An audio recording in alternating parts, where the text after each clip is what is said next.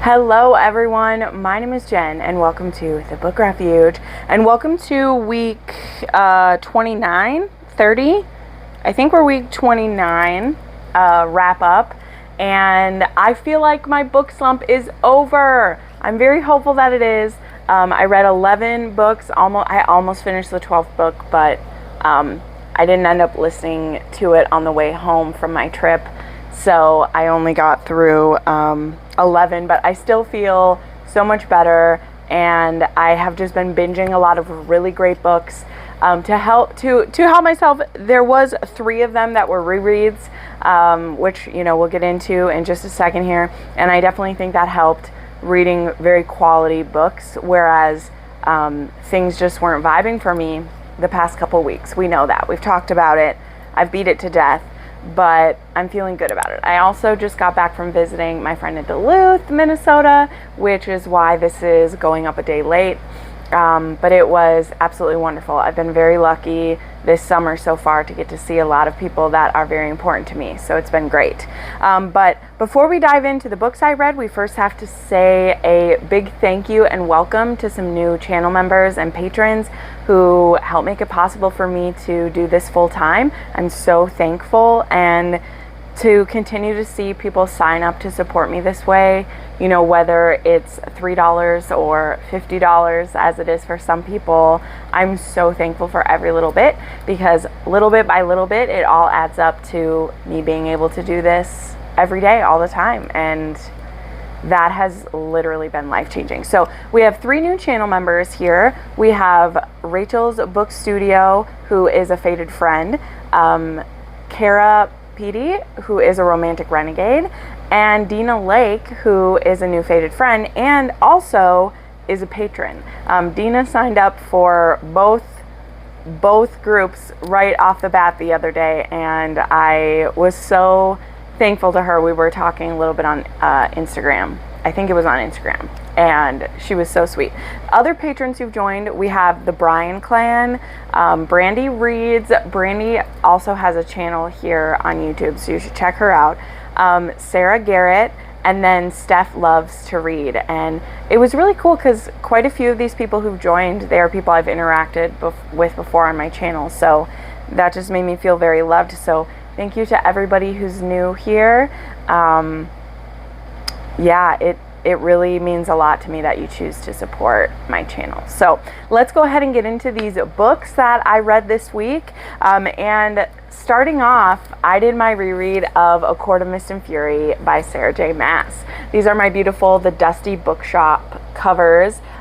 You can find them on Instagram by just looking up The Dusty Bookshop, because I don't always remember to link stuff down below. I apologize. You'll just have to look them up if you want these. They do restocks every couple months, and this is absolutely gorgeous. This is the front, and this is the back.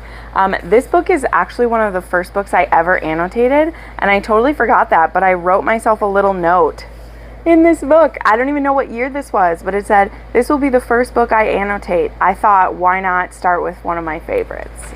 So that was fun, because I was listening along, or reading along with listening to the graphic audio of this. If you don't know, Graphic Audio is a company that does like these full cast, I don't want to say reenactments, but like there is the person who's like narrating as Feyre, and then there are different voices for all the characters, and it is freaking brilliant.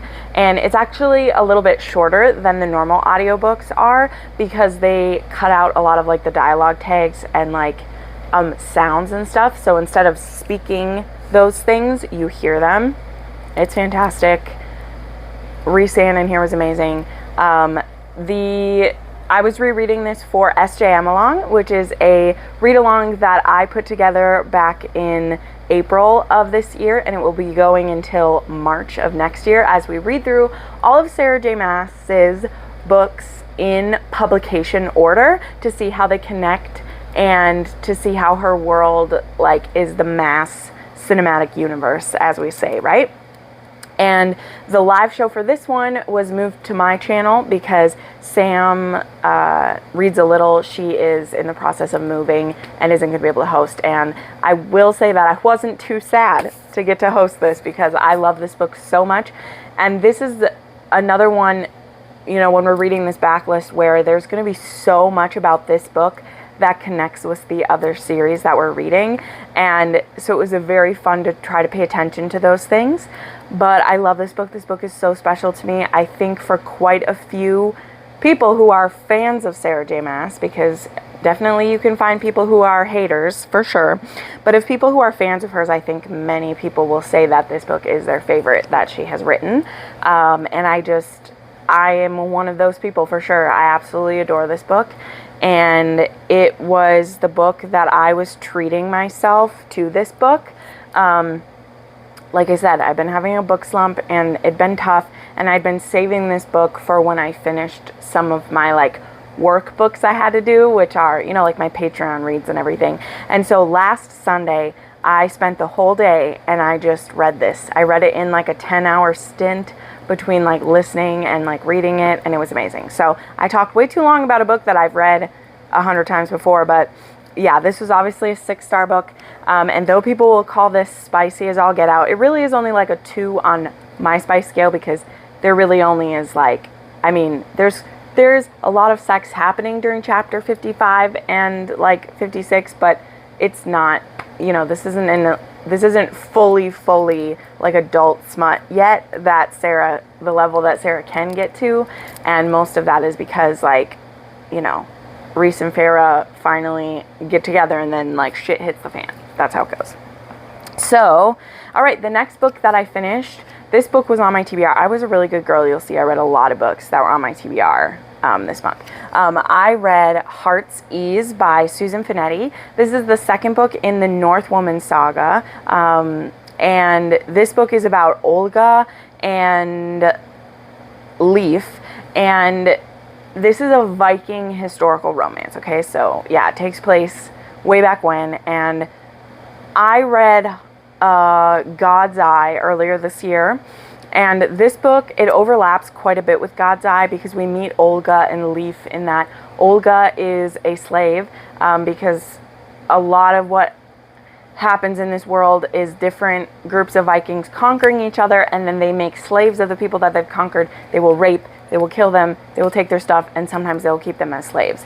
In the beginning of this, the heroine from the last book, and Leif is kind of like her mentor or whatever, their group conquers Olga's village, and her and a bunch of other women get raped and beaten, and then Leif finds out that she's a healer, and so he uses that to be able to save her life, and she becomes a healer and like a slave for his people. And then eventually he's able to like free her because of reasons, and this ends up being a slow burn romance between Leif and Olga.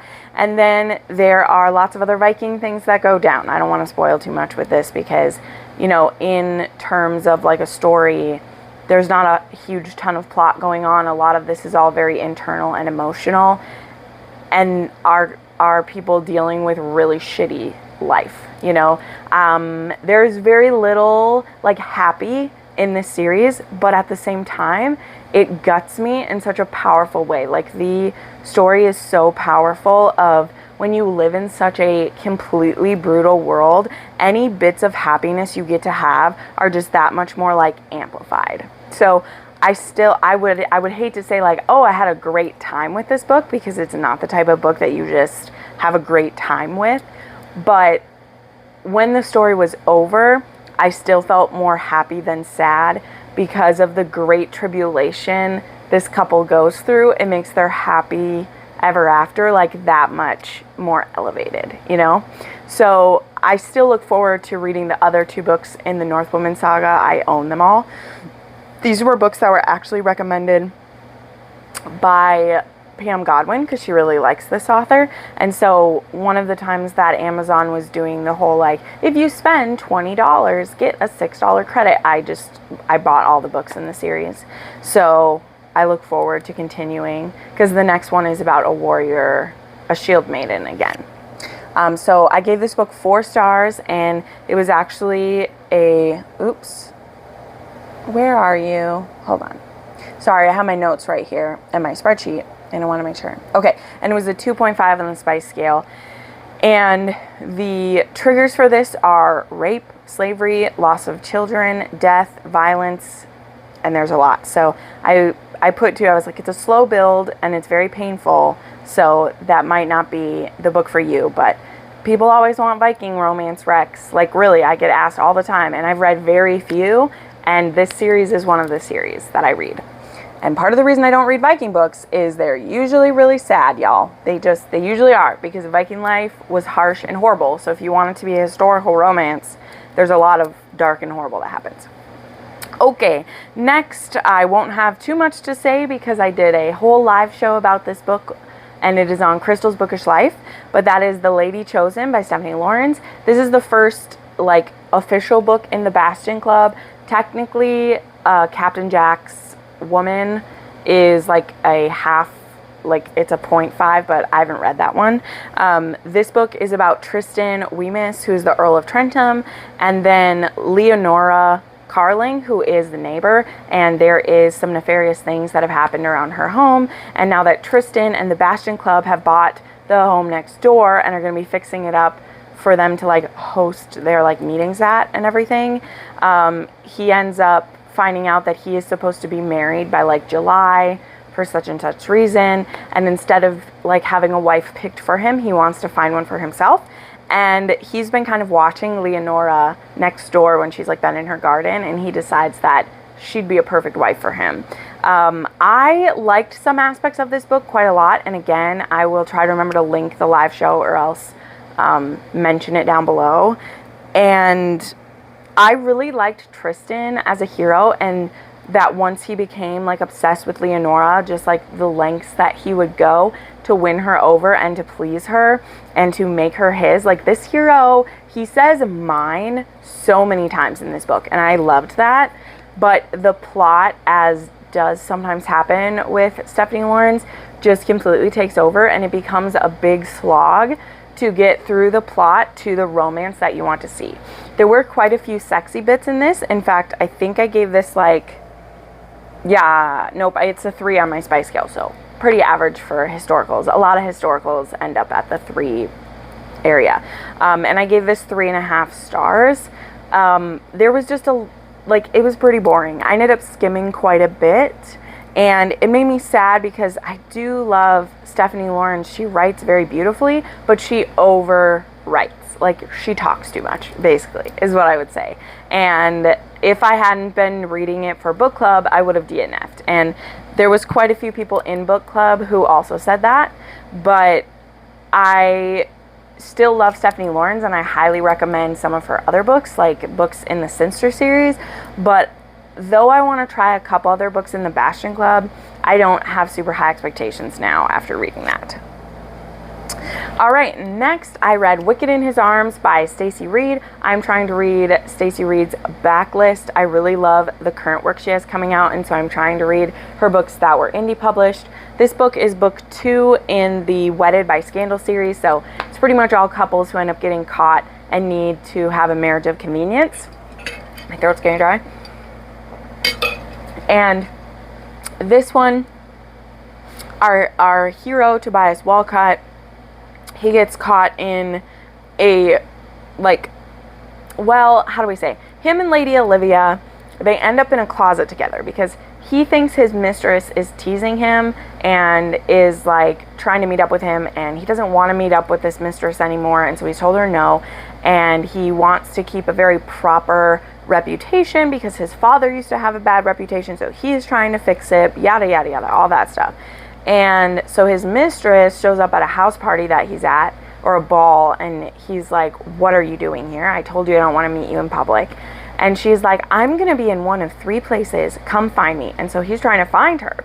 Meanwhile, Lady Olivia, who's already had some banter back and forth with Tobias, she sees him go into a closet, and she's very much like, why did you go into a closet? Being a little bit naive and foolish, she sneaks in to the closet, and he knows who it is as soon, like, he quickly realizes it's not his mistress, but they end up like fighting, and then they end up kissing, and then he fucks her in this closet, and she's a virgin, and so then he's like, oh, well, I have to marry you after doing this, which, to be fair, if there ever was a reason to have to marry a woman in a historical, it would be when you, like, fuck her in a closet when that's not what was supposed to be happening. So then they end up in a marriage of convenience because of this, or like kind of forced into it. And she is a bit, I wouldn't quite call her like a hoyden, but she's an artist. She wants to keep being an artist, and he's like, no wife of mine is going to like work, but you're welcome to keep painting. And I don't know. So they end up in this marriage where they're both falling for each other very quickly, but his father was like an overly passionate man who was super crazy in certain aspects, and he doesn't want to be like his dad. So it's one of those where like, because my dad was bad, I have to like be a boring, starched up duke because of that, or whatever. I don't think he's a duke, he's an earl. And it was a flimsy excuse. I will say that I love Stacey Reid's newer books. This one is about like 100 pages too short of what it should be, because the hero's reasonings were paper thin.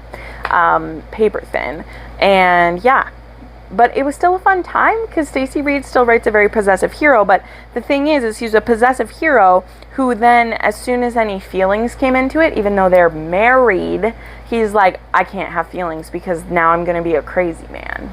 It didn't make a ton of sense.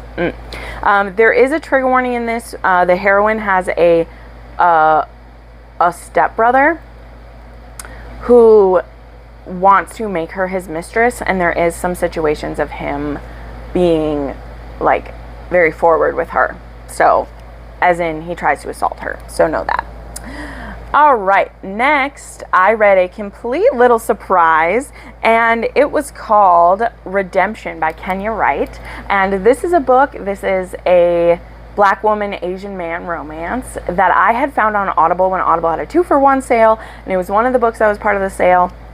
And I was like, ooh, that looks beautiful. So I grabbed it, and it was on my TBR for this month. So I started the audiobook, and then because I like to read along sometimes with the audiobook, I grabbed it, and it's on KU, and I quickly discovered that there was illustrations in this book.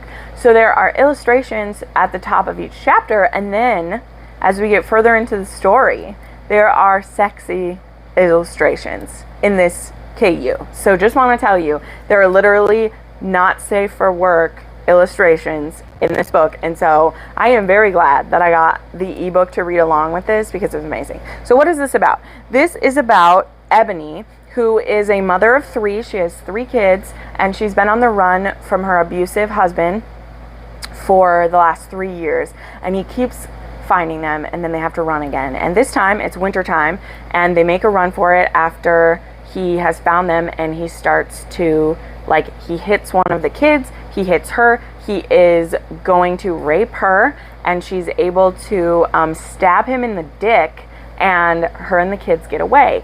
Now it's the middle of winter. They end up having an accident outside of Yoshiro's home, and so he has 2 husky dogs named Salt and Peppa. I just love that so much.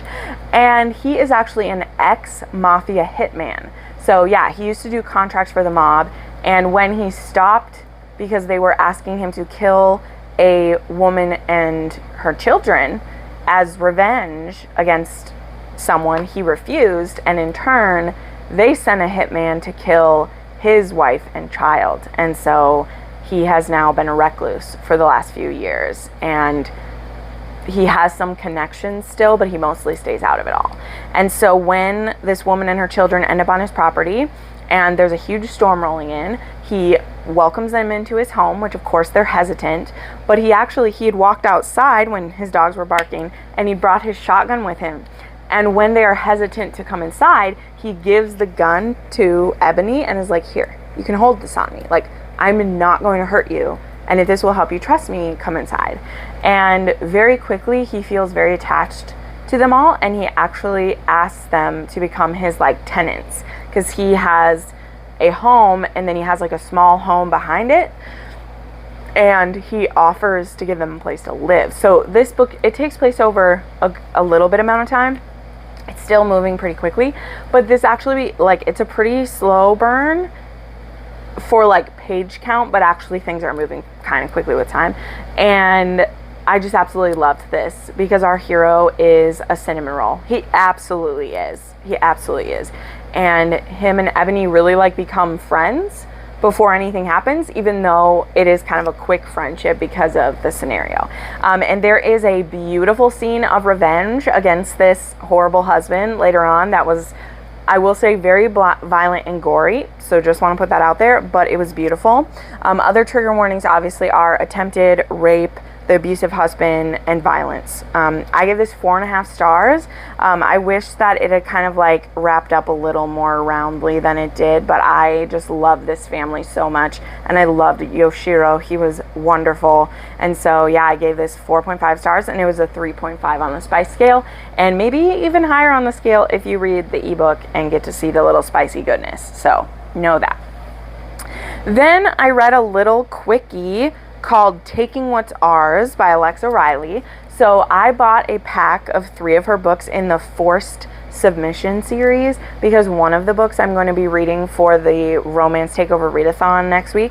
But there's 3 books in this pack, and I had to buy it that way from Eden Books because Alexa Riley does not have most of her books available on Amazon because they are smutty, dirty, naughty little things, okay? They definitely are, but they're fun. And so this one is an MFM, and it starts out in prison where these 2 men are supposedly trying to escape from prison, and they do that by, again, I'm going to hold this up, by raping the prison doctor.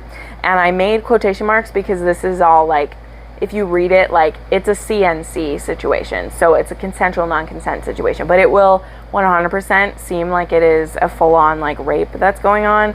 But because I've read other Alexa Riley before, like, I knew there was going to be more to it than this. So yeah, it was a spicy, smutty little 50 pages. And again, I think I said this at the beginning, like, I really have been trying to get out of my reading slump, and so I was just continually reading stuff this last week, and I was reading the fun stuff, and so this was a fun little spicy one. And I mean, it was only really 3 stars because, like, there's not a lot of time for plot. It's mostly just fucking, and it's hot. It's hot. So it was 3 stars, but it's a 5 on the spice scale, and there's trigger warnings for rape, fantasy, and CNC. All right, then I continued with reading some more historicals, and I read A Momentary Marriage by Candace Camp. This was also on my TBR this month, and this is the 2nd book in the DeVere series, which really there's only 2 books in this. I don't know if she's ever going to put more in it, but I'd read A Perfect Gentleman earlier this year, and that was a viewer recommendation, and I had bought both the books in the series. So this one was actually fascinating. I've never quite read a historical like this before. So it starts with James DeVere is supposedly dying. He's been given many different diagnoses, but he knows he's getting weaker and he's getting sicker and he's going to die soon. And he does not want to leave all of his money to his good-for-nothing family. And they're not all good for nothing. You'd have to read it to see. But mostly he thinks they're lazy and they don't work hard enough. And so while he can't circumvent, like, the title going to the next in line, he can stop them from having all of his money. So we know that. Then we have the heroine, Laura. Now, if you read the first book in this, Laura was kind of sort of engaged to James's cousin, but James's family, they were in trouble, and James needed to marry an heiress. And so James was actually the one who told Laura that she needed to, like, break up with his cousin.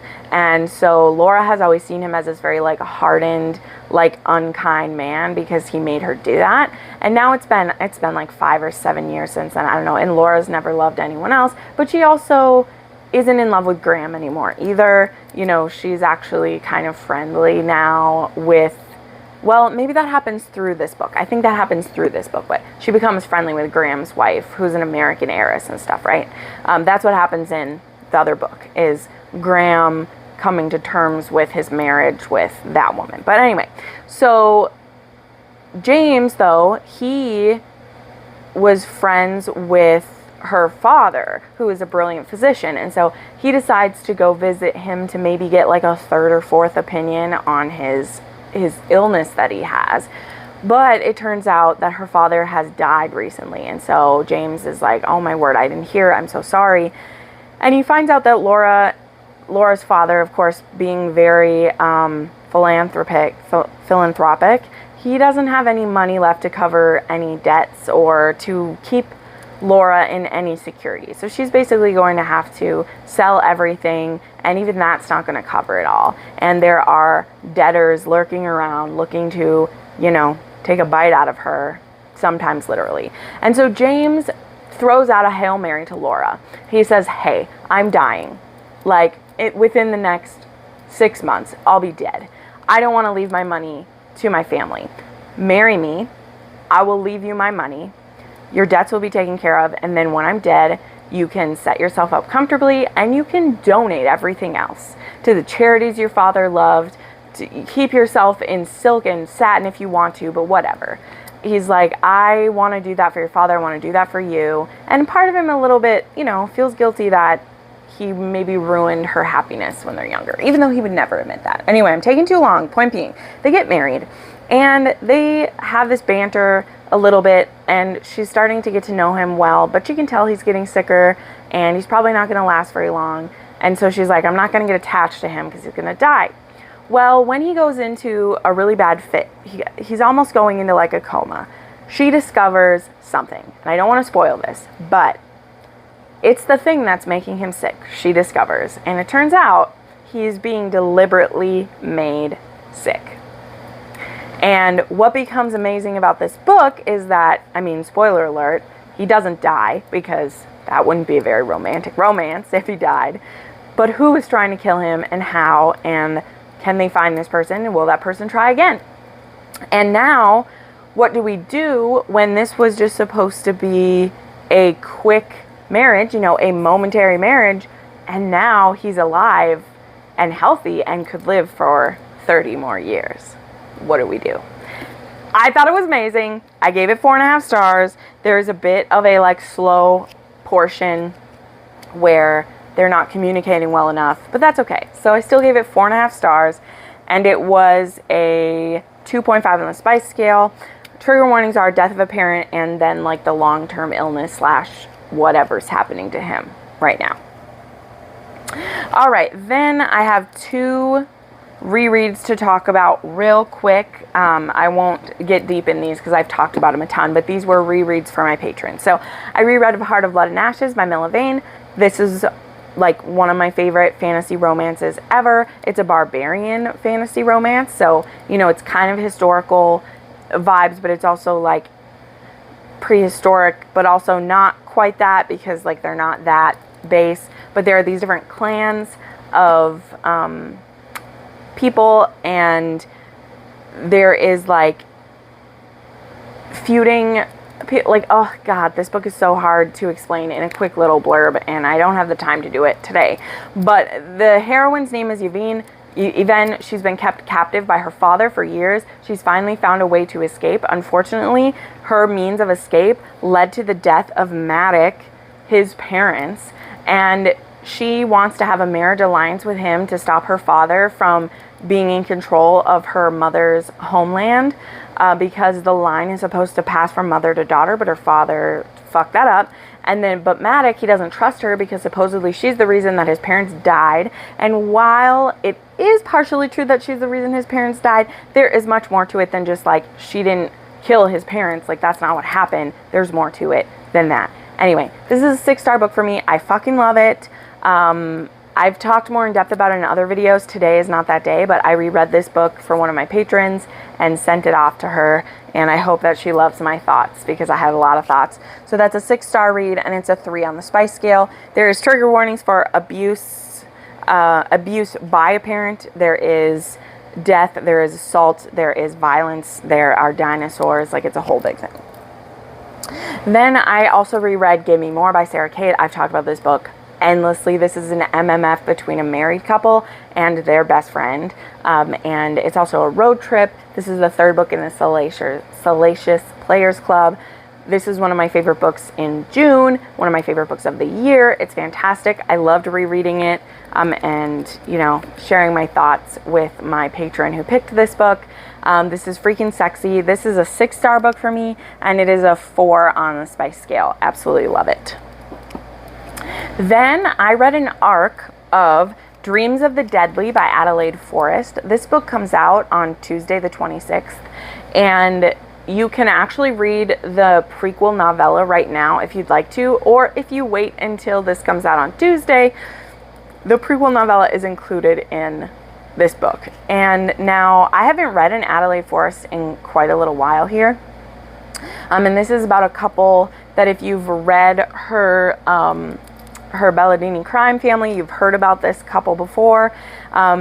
This is a mafia romance, and it has a very interesting beginning. So that prequel novella is actually about how these two meet, and I believe the heroine is like 7, or is she like 5? I don't know. She's little, and he's only like 13 when they meet. There's a marriage contract signed. They're supposed to get married when she turns 18. And he decides that he's going to be looking out for his future wife since she's a little girl, right? So he will like buy her little presents, and he'll come visit her after school, and it's just a friendship, right? Because again, he's like 13 and she's like, I can't remember if it starts when she's 5 or whatever, but she's little, and they have this friendship off and on for the next like 3 years. And then, and this is what's in the prequel novella, her father is a very cruel, horrible man, and I mean, it's the mafia, so there's that, but he's especially cruel, and he finds a way to like thwart this marriage contract because it was supposed to be in his benefit, but he doesn't like that this little twerp who's going to marry his daughter, that he actually cares about his daughter. It's fucked up. We won't, it's horrible, it's awful, and he messes it up. And Calix is the name of the hero. He gets banished, and Thalia, she is stuck in this hell for the next 16 years. So when we start the like present timeline, Thalia is about to be married to someone else that her father has set her up with, you know, for an arranged marriage, and Calix comes to claim his bride. And in the interim, he has been doing everything he can to position himself so that he can take his bride, his meant-to-be bride, and be able to be in a position where he's able to protect her when he takes her back. So this does have a lot of smutty goodness like Adelaide Forrest does, because he has been stalking her for the past couple years. He's put cameras in place. He watches her touch herself and read her books and touch herself and all these things. And he's been really keeping his eye on her all this time. And, you know, he hasn't been lusting after her since she was a child, but since she's been like an older teenager, he's been waiting for her to be his because he's gonna get her. So funny enough, you know, I just put out a video the other day that had breeding kink in it, which y'all naughty people like me, no kink shaming, but I'm just saying, I knew you all were naughty just like me. This book has a lot of breeding kink in it, like some forced breeding kink too, because Thalia isn't ready to have a baby, but Calix like kind of needs her to be pregnant so that it will save her from some certain things. So he's definitely pushing the envelope, and there's some really hot scenes of that happening. But other trigger warnings are like obviously the abuse, death of a parent. There's very dark themes in this one. Adelaide Forrest does well having her trigger warnings listed, so you can find those in the front of the book. But also some things to mention. Our heroine is colorblind, and she is left-handed, and she is abused and mistreated by her father for both of those things because he sees them as deformities because he's a fucking idiot. So yeah, I gave this 5 stars, and it was a 4 on the spice scale for me, maybe even a bit higher, but I landed at a 4. It's probably higher, but anyway, I really liked it, and I look forward to the second half of this duet, because yes, so this is going to be a duet. I think the second half is coming in October, but it didn't have a horrible cliffhanger, right? So like our couple is still together at the end of this first one. They're just being set up, you know, to be the new like king and queen of whatever's happening. But yeah, it wasn't a horrible cliffhanger. So you could read this one right when it comes out, or you can wait. It's up to you.